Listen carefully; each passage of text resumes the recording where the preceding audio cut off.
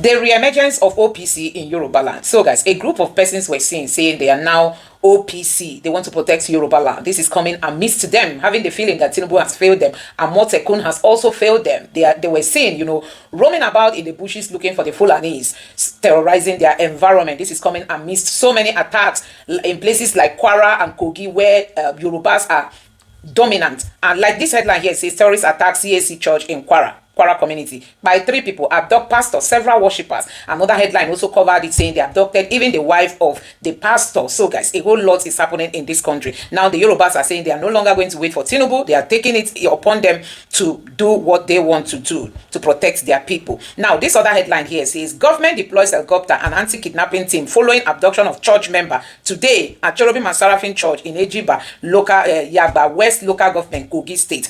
This was when the government deployed helicopter, but we don't know how successful was the operation to recover those that were kidnapped. So guys, a whole lot is happening in Nigeria today. Also, many people have been raising alarm over what is happening. You are going to be watching this video where these guys were stopped on the road by kidnappers. They said it was Fulanis that they took in their passengers, by those that they could buy, and the rest of it. A whole lot is happening in this country. Now you are going to be taking a look at the moment Obasanjo approved Sharia law. People have started pushing out videos on how the former governor of Zamfara State was the one that came up with this Sharia of a thing, and you can see how Zamfara is suffering for it now. Now you are going to be watching this video. People have also accused Obasanjo to have allowed this to happen because of his political interest. So you can see that everybody is caught up in this. I'm just going to allow you to take a look at the video. Honestly, people can no longer travel. People can no longer go to church. Some people are now suggesting that people should stop going to church. Instead, they should just connect online. But not all these churches, not all the churches operate online. So it's really going to affect Christianity. I mean, a whole lot is happening. It's becoming clearer to Nigerians that this is purely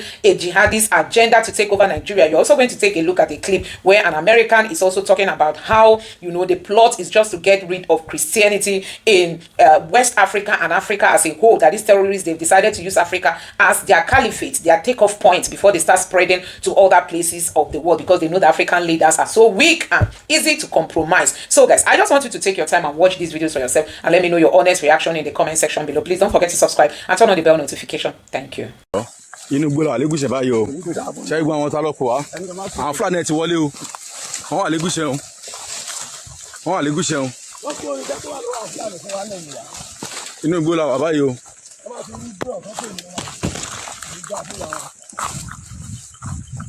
Àwọn ọlọ́pàá wa ń ta o àwọn Àmọ̀tẹ́kùn àwọn náà ti wọ́n ní oko lọ o OPC náà lè yọ wọ́n gbé kẹ́rìtì fún ẹni tí ó ṣe fi rẹ́dí tó OPC náà gbé OPC náà lè yọ iṣẹ́ kò sọ̀rọ̀ lórí ẹ̀ OPC náà lè yọ.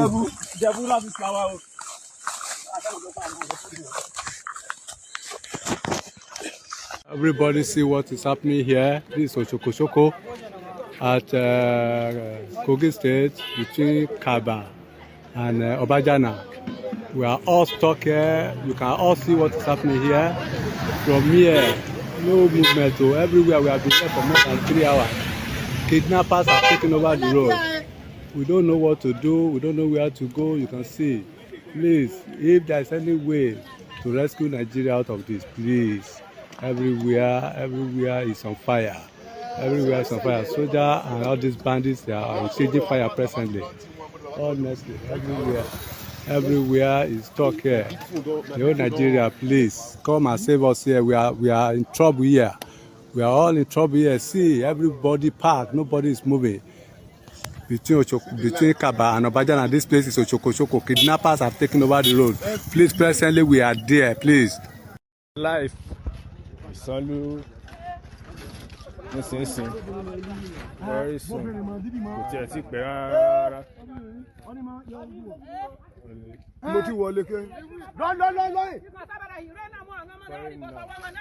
Recent attack.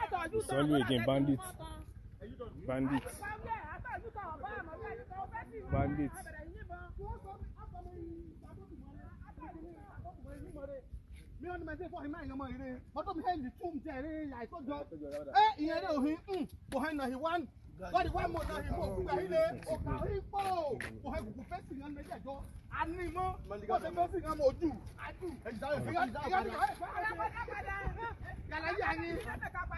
Recent attack just now, right now.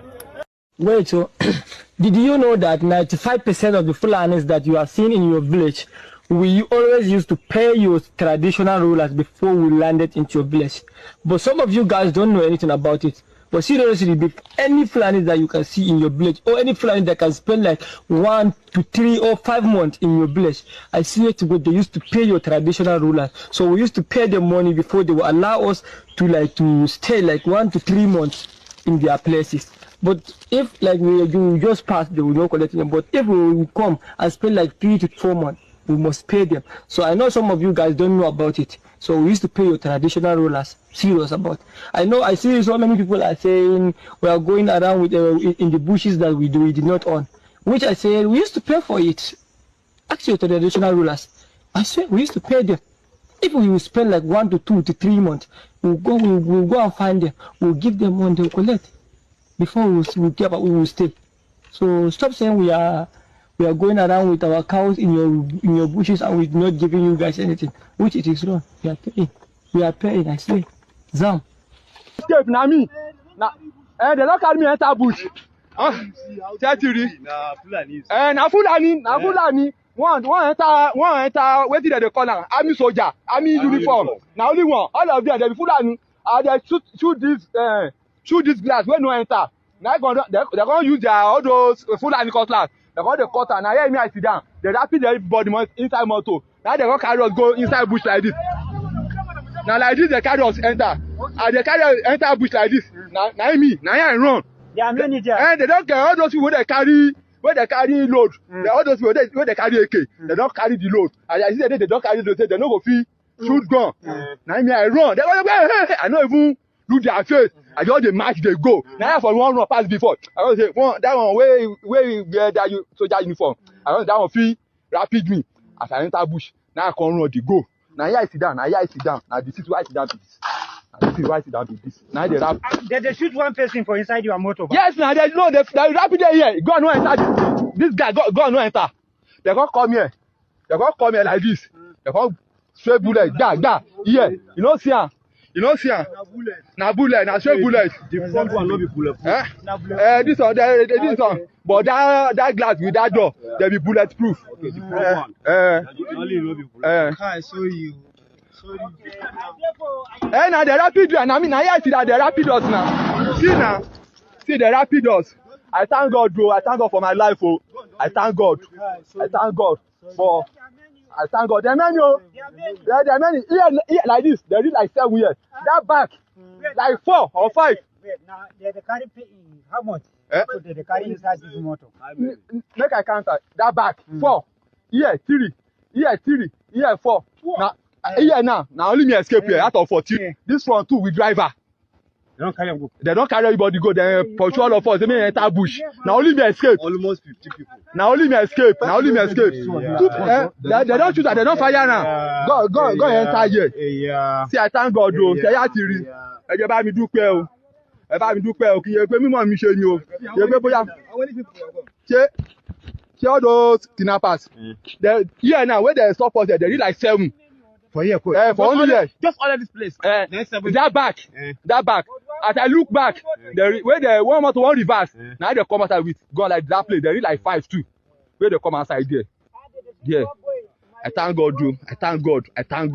See where I sit down. Now here I sit down. See gun. See as gun no touch me.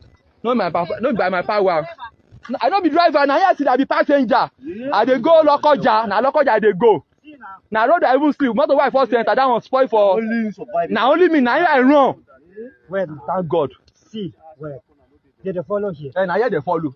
Yeah, that front. That place where that man say. Once they down there, they won't carry enter that bush go.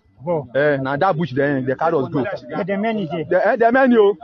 That kidnappers. The many. Where they carry us now, they read like 7. 3 carry gun. 3 carry AK. All of the many people now cutlass. Thank God for life. Thank God. This is Complete Politics with Chukwuma Okoro. Take a listen to Senator Sani Yerima. On Tuesday, I received a letter for emergency meeting of National Council of States. Okay. On Wednesday. I came to Abuja.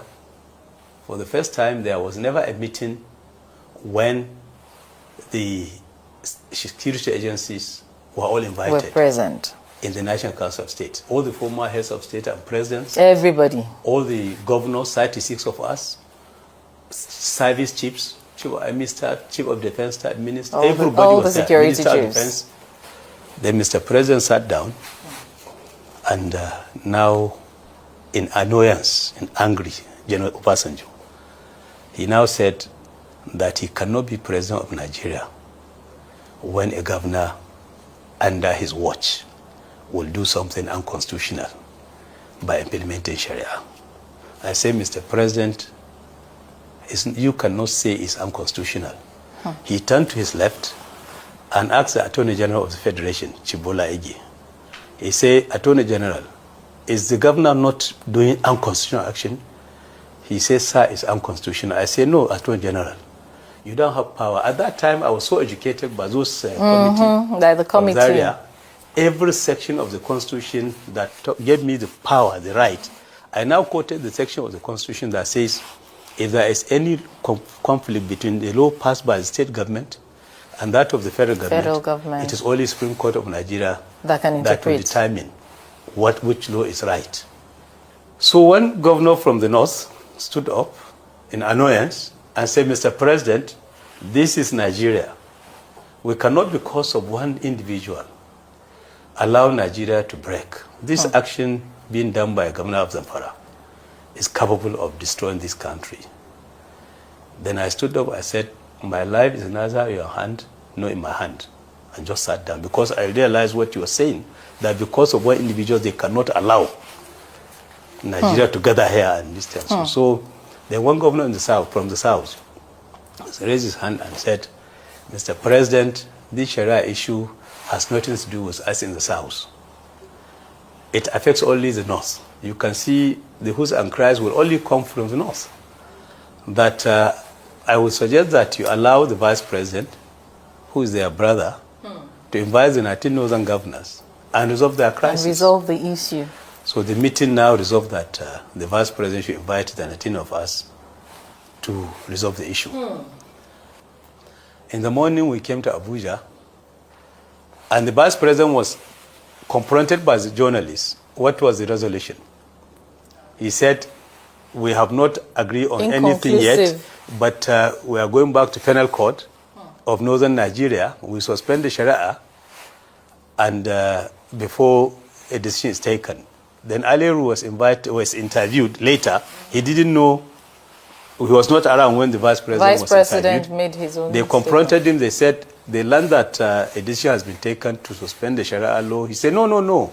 It didn't happen. Yerima insisted that he passed his law and that he cannot change this thing.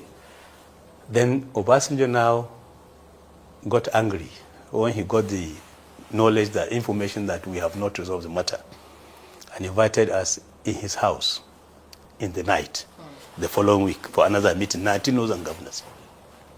You know, that time the ulamas were preaching, they were mobilizing people, asking the governors to follow suit.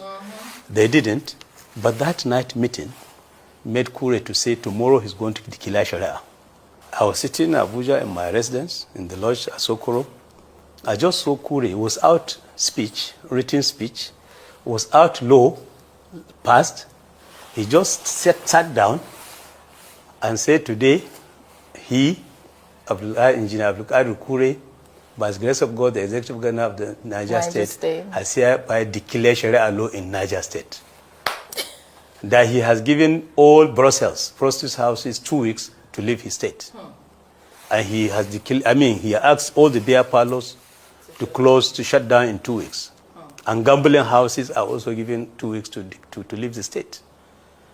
Then he said he's going to prepare his bill and send to the State Assembly within these 2 weeks to get it passed. It was only then he contacted me, got the documents that I passed, and he presented to Assembly and passed it into law within 2 weeks. The next day, Adwa declared Sharia in Katsina State. Because of that meeting. Yes. And then the next day, Bafara declared in Sokoto State. And that's how state governors started declaring in northern Nigeria. 11 states declared. The 12th state was Kanu. He didn't declare because he promised President Obasanjo he would never declare Sharia. But unfortunately for him, people in Kanu are mobilized. They follow him anywhere he go for Jumu'at prayer. They stop him. They started even throwing stones. Then he now moved to army barracks to be observing his Jumu'at prayer. Even there, people started following him. Then around January, February, the election was, I think, in April or March. He called me in the night. I said, Rima, this problem you created for us. Chief Obasanjo now called me this night and said he received security report that if I don't declare Sharia in Kano, I was going to lose election. That he advised me to quickly declare Sharia. The president that said he would not allow Sharia is now advising the governor of Kano State, he's still alive, the two of them are alive, to declare Sharia in Kano. He said, please come to Kano next week, support me to declare Sharia. Sharia. I went, we gathered people, a very large crowd that are ready to observe the Sharia law in Kano. He declared Sharia and he still lost election. Because he didn't do it on time. Intentionally. Yes. He didn't do it with good intention. Basically just for the purpose of election. And he lost. Look, I think a lot of people are confused what on earth is happening to Christians in Africa. And I was wondering if you can help us understand the problem correctly. If you want to understand what's going on in Africa, you need to understand that there is a deliberate, intentional push from the north to the south with a desire to make the African continent an Islamic caliphate, the first continent in the world that is fully Islamic. And that's exactly what we're seeing roughly around that band, sub-Saharan Africa, of which Nigeria is the hotspot, but not the only place. You have Cameroon, you have Chad, Burkina Faso, Central African Republic. You've got a bunch of countries along there where there is an intensity, where various groups are pushing down with the desire to force people to submit, and they will take over their homes, they will take over their villages, they are rampant in Christians, in attacking in brutal ways with machetes, with high-powered guns, with all sorts of different means. So much so that you've now got, not just from Nigeria, but it's about 16 million Christians are displaced and living in IDP camps, and in very difficult situations, and they can't really go home. It's not safe to go home. Their homes have literally been either destroyed or taken over. But the most dangerous organization in the north of Nigeria are the Fulani militants. They are responsible for 55% of Nigerians that have been killed between 2019 and 2023. But even just to take a step back, it's 42,000 Christians have been in between October 2011 and September 2024. And interestingly, one of the things that's often said, but Muslims are being killed as well.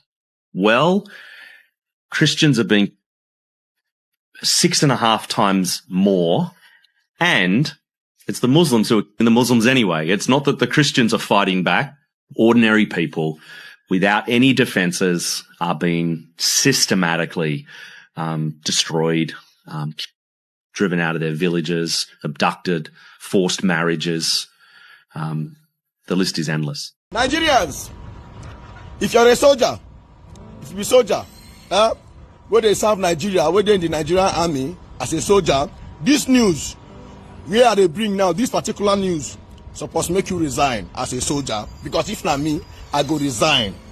Personally, if this news come when I was still a soldier, I would have resigned. You know, because this news is very, very demoralizing. I love it. Very, very demoralizing. You don't understand, here? 390 BK boys, like BKH boys. BKH boys. 390, they graduate today in Gombe State. They graduate, like today in their graduation. The federal government, they tell us that these boys now don't be repentant Boko boys. Right now they are okay and they are good to go. So now, they are going to be installed into our community. They're going to install them now to the community. Not just that to now come close, because this is where this story gets very interesting. Not just that these people will be installed into the community, into the society. Free. Go. No, the federal government gave them 50,000 naira each. 50,000 naira each. They give them one bag of rice. They give them oil. They give them bag of salt. Oh boy, to be bandit for this country, they pay. To be a bandit in Nigeria pays. Bro, you see. And you that is a soldier, see you. They die. They murder you for nothing. They unalive you for nothing. But see them. When they unalive you, they get credit for unaliving you. This is what the federal government is telling these boys. You unalive these soldiers, you get credit for unaliving them. You buy them, we credit you for buying our soldiers. You understand? That is what the federal government is telling them. Buy our soldiers, we credit you for buying them. Unalive our soldiers, we credit you for unaliving them. See them, they get 50,000 each for buying you as a soldier. They give them bag of rice each for buying you as a soldier. For unaliving you as a soldier, for murdering you as a soldier. The Nigeria federal government is giving each and every one of them one bag of rice, one bag of salt, one bag of oil, 1 gallon of oil, and 50,000 each. Not just that, they even sew uniform for them free of charge. Their uniform is free of charge. You see them with uniform free of charge. You that is a soldier, you sew uniform from your own salary. Like your salary, you take from your salary to sew uniform. But this one, federal government sew uniform for them free of charge, and pay them for buying you. Nigeria is a scam. See, as a soldier in the Nigerian army, if this news not demoralize you, nothing will demoralize you again. Your government is crediting people that are buying you. They credit them for unaliving you. They give them bag of rice for taking your life. They give them bag of salt for taking your life. They give them bag of a gallon of oil for murdering you. Where is the morale? Ochebe, hey, federal government of bandit. Nigeria federal government is federal government of bandits. It pays to be a bandit in this country. Tell me why people will not go into banditry. Because you get compensated for taking somebody's life. Only in Nigeria, this one they happen. You know the story. Forsake federal government of Nigeria. Forsake. And if you're on TikTok, don't forget. They're after these accounts. Follow my backup accounts. I don't tag them for this video. Former President Olusegun Obasanjo's fiery rebuke of the insecurity plaguing Nigeria went viral over the weekend. Speaking at an event, Obasanjo issued a stern warning to President Bola Ahmed Tinubu, urging him to decisively tackle banditry or risk international intervention.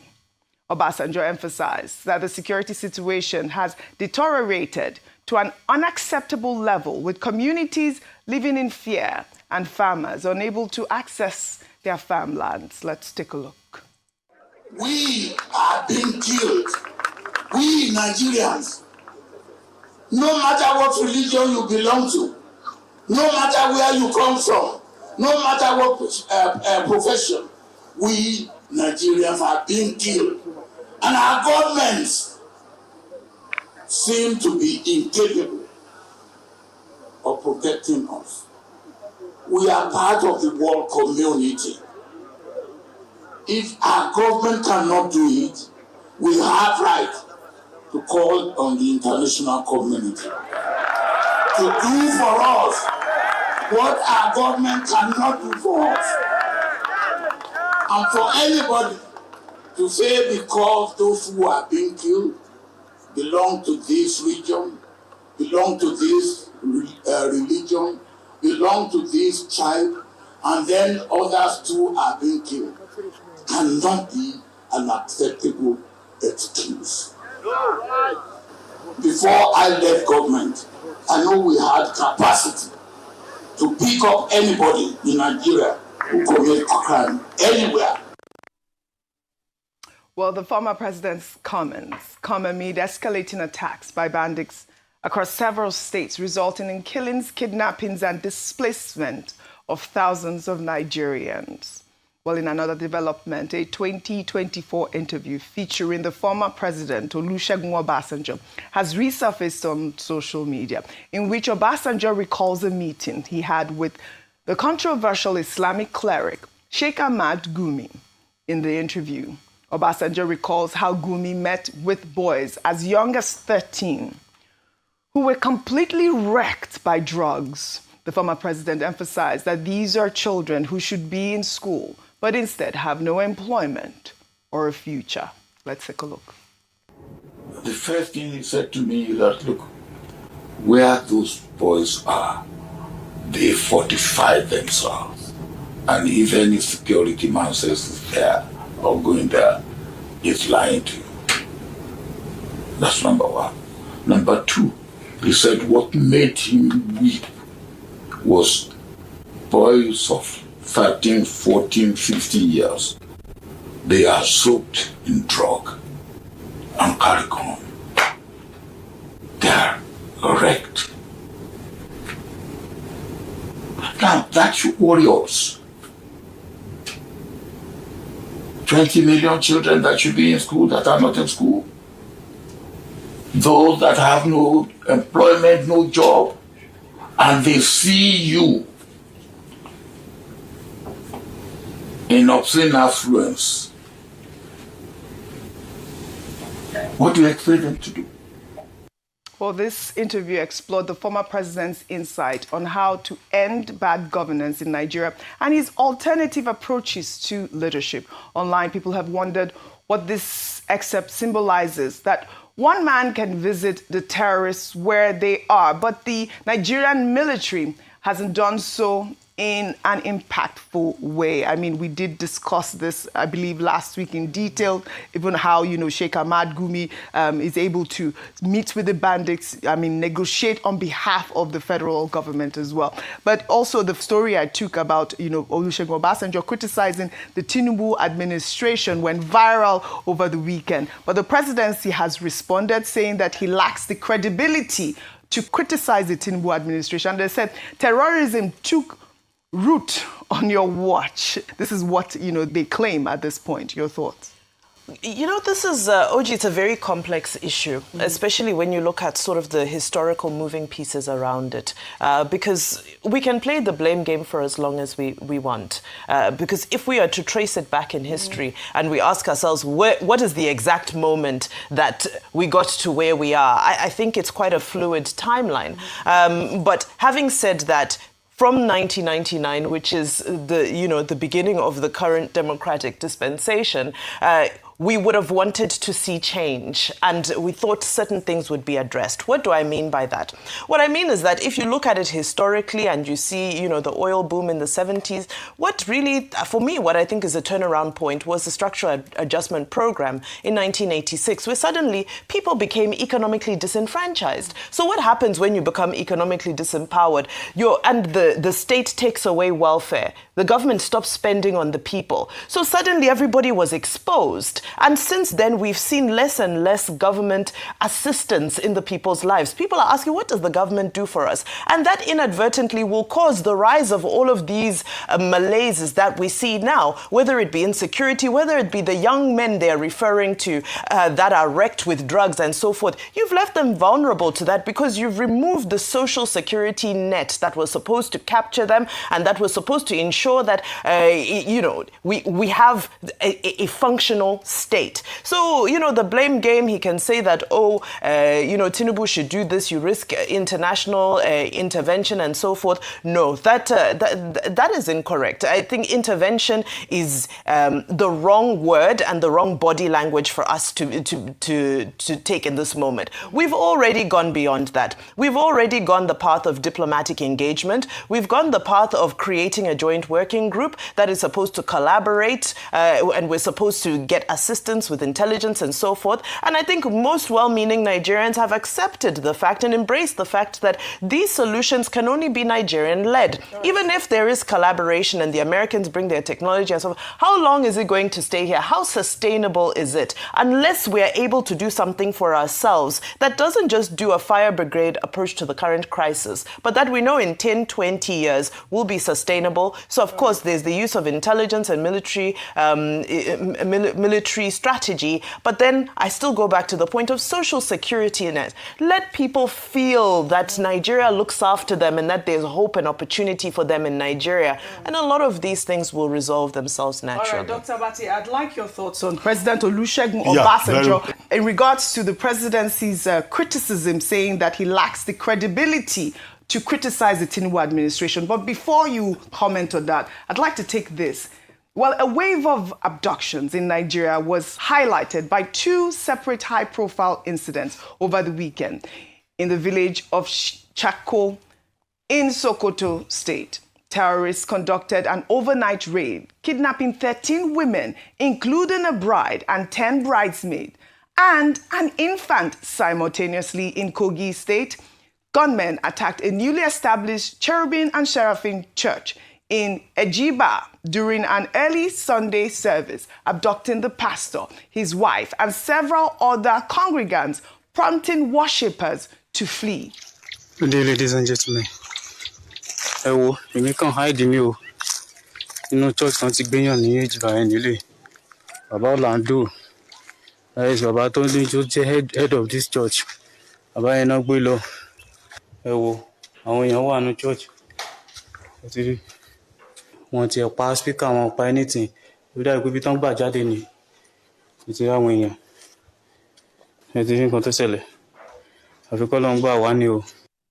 Well, both attacks underscore the worsening security crisis in Nigeria. And we're also learning that a truck transporting building materials crushed 4 school children and injured several others in Igalamela, Odolu local government area on Monday in Kogi State.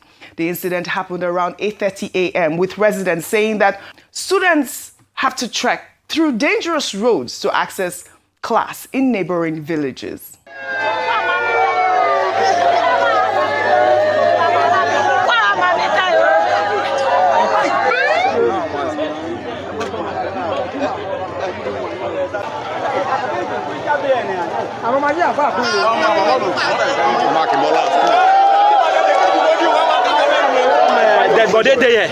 So we are calling on our Excellency Alhaji Usman Ododo to help us and build our own school, our own secondary school in Igboloye. We are tired of this thing. You hear me? We are begging them. People where we are begging them. Come and build our own school. We're many for Igboloye. We're many. All right, Dr. Abati, we're seeing not just, the banditry, we're seeing insecurity because of lack of infrastructure. 4 of our children dead because they trek home. May their souls rest in peace. All these stories, whether it's from Sokoto or from Kebbi or from Kogi State or from anywhere else, we seem to reinforce the established narrative that insecurity is a major threat to progress and development in Nigeria. And we keep having these episodes, even an escalation, in recent times, attacks here and there, both on Muslims and also Christians, because I keep making the point that we are all victims. Yes. And this was the main point of the editorial in the Financial Times, that all Nigerians are in trouble with regard to security. And it's because they argue successive governments have failed in many regards. But to go quickly to the point you raised about what President Obasanjo said, the substance of it is one. President Obasanjo was speaking at the Carol Service Christmas Praise Festival in Jos. Yeah. And he made a point there that, look, this problem that we have in the country, if government cannot solve the problem, there's nothing wrong in asking for help from the international community. And the logic behind it is that terrorism, banditry, insurgency, these are cross-border global issues.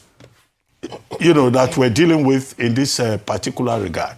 Now, the second point was the point he made in the interview about his encounter with Sheikh Gumi. Yes. Now, President Obasanjo was in office 1999 to 2007. He spent 2 terms in office. Now, during that period, the Boko Haram issue had not become such a big problem. And now, with the benefit of hindsight in that interview, he was saying that, look, during his time, he was able to use technology and move very fast to suppress it. Which is what we need now. But over the years, the things got worse. And he was recommending that, look, now you have drones. You can use technology. Yes. And you just have to find the political will, and you can do it. Right. And I don't think there's anything wrong with that recommendation. After all, we just had a professor of the Internet of Things, Professor Iwendi.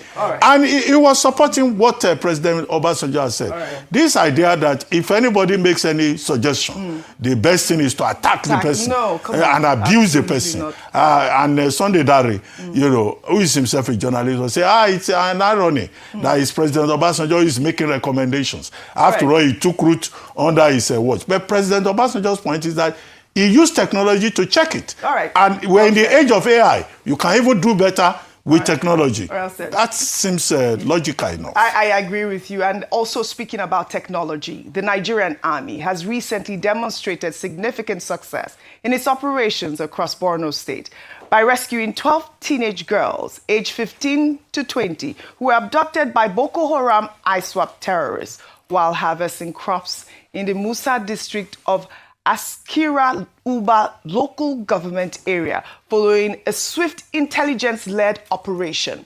In a separate action, troops of the 28th Task Force Brigade successfully thwarted a planned midnight attack on Chibok communities by over 300 terrorists over the weekend, defeating the multi-front assault through a combination of swift intelligence, tactical maneuver, and superior firepower during a fierce firefight that lasted over 2 hours, preventing the terrorists from breaching the security of the adjoining towns. Well, we commend the military here. Both operations underscore their combat readiness and commitment to securing Borno State.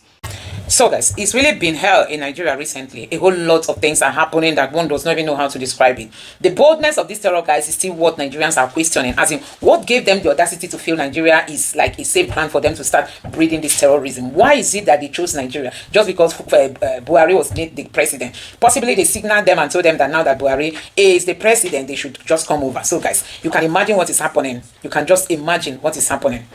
Honestly, Nigerians can no longer tolerate what is happening in Nigeria. We have a situation where these people have chosen, to just mess up the entire environment.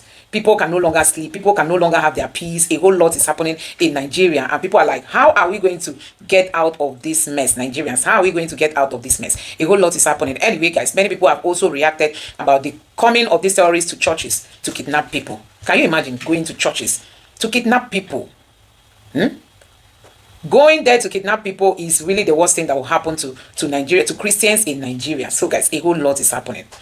Coming to Nigeria to kidnap people in churches. Many of these people were told that they are not even Nigerians, but see how Nigerians are now the ones suffering for it. Anyway, let me take you through this headline. There is this written headline that says, Catholic priest, Reverend Father Onabe Thomas cries out for help this afternoon after heavily armed terrorists were reportedly spotted near a primary school in Jibo, Bekwara local government area of Cross River State. When Fubara just hinted recently, Fubara had a meeting. Fubara had a meeting with them, with the traditional leaders in Rivers, telling them if you see something, say something. Now, this Reverend Father is taking it upon him. Fubara made a very long speech talking to his leaders. And you can see what's happening. Wow, another proof to show that the jihadi Fulanis are dead serious. My advice this Christmas is everyone to be watchful, vigilant while thinking of Christmas rice, chicken, clothes, etc. Include Christmas cutlass and other defensive plan. I think this makes sense, Or include your Christmas cutlass. I will repost this video because it's happening already. So guys, a whole lot is happening, This is exactly what people saw before now, and that these are the things. This person, but why must Fulani herdsmen mostly settle within Nigeria army barrack or army checking points? And these military personnel always pretend as if nothing is happening. Please, can the military explain, or isn't it a kind of Hausa Fulani military protection in for bandits? Can you imagine? Why is it that they always go to you know, Mami to go and stay? Can you? This person say, will the government take action? No. Will the police take action? No either. Will the DSS act fast? No. Will the military act and dismantle these terrorists? No. No either. Guess who might or even be arrested for the exposure? The priests, jihadis versus crusaders soon. So a whole lot is happening. Nigerians are just wondering how we got here. This person say, this is exactly how they devastated Plateau State. Whenever you spot any army barrack, just step into the nearest bush or valley around. You will certainly find a Fulani settlement or camp tucked away nearby. Hey God, this is really terrific. This person said, their plan. That's their pattern. That's how they operate. Quietly positioning themselves. Wow, this is unbelievable. All the local government chairmen should clear all the bushes around schools and roads. Honestly, individuals should clear bushes around their houses. Vigilantes should be formed in communities that have none. Hey, even the vigilantes, their lives are at risk. Sadly, no action will be taken until an abduction has been done. Even so, the first responder will be busy doing photo ops and video interview with the locals instead of carrying out intelligence operation. Nigeria, which way? Everywhere, Fulani terrorists. What's this country turning into? This person here said, to improve safety, the government should consider controlled bush clearing and regulate professionally managed controlled bush burning in a high-risk area. This controlled burn, when done by environmental and security experts, can reduce cover for crimes and while still keeping ecosystem healthy, since vegetation naturally grows back. Nigerians are really worried what is happening under the Tinubu's government, honestly. And this person say, these people like being around military barracks. Does that mean that does that mean that's where they get cover? It will be shocking when they search the whole forest only to find them inside army barracks. I mean, Nigeria is gone. So guys, I don't know who is protecting these people. And this is just the danger of having one tribe dominating the military. You know, they get these instructions from the high-ranking individuals, and then we know how many times they've invaded the Nigerian military. Normally, these Fulanis are not supposed to come close to the Nigerian army. The army naval officer that retired said he was shocked when he goes to mosque inside the military barracks. You find out that people from outside are allowed in the name of religion. Then they'll come in and spy and take information, and then they'll go and regroup and come back for attack. And that is just what we are seeing. Just look at the surrounding of the primary school. They can't even clear the bush around. To even have kids in this kind of landscape is appalling to begin with. If the place looks like this, I can bet there's nothing like a fence around the school. This means our government keeps playing with people's lives. How did these people cross state borders? That's the biggest question. How do they cross state borders? No honest, capable leader who care about Nigeria are in power. Instead, the government just recycles the same useless people for top jobs. Not even the government. Guess the state governors, what are they doing? None of them is speaking up because of fear of Tinubu, you know, so that you will not be removed using the judiciary or what. And Fulani don't roam too far from military facilities, even when they are, even with their arms. I don't know why. They are always around the military place so that they will be protected. And this person say everyone in the south has to get ready to fight these bloody terrorists by all means. The government can protect us and don't care.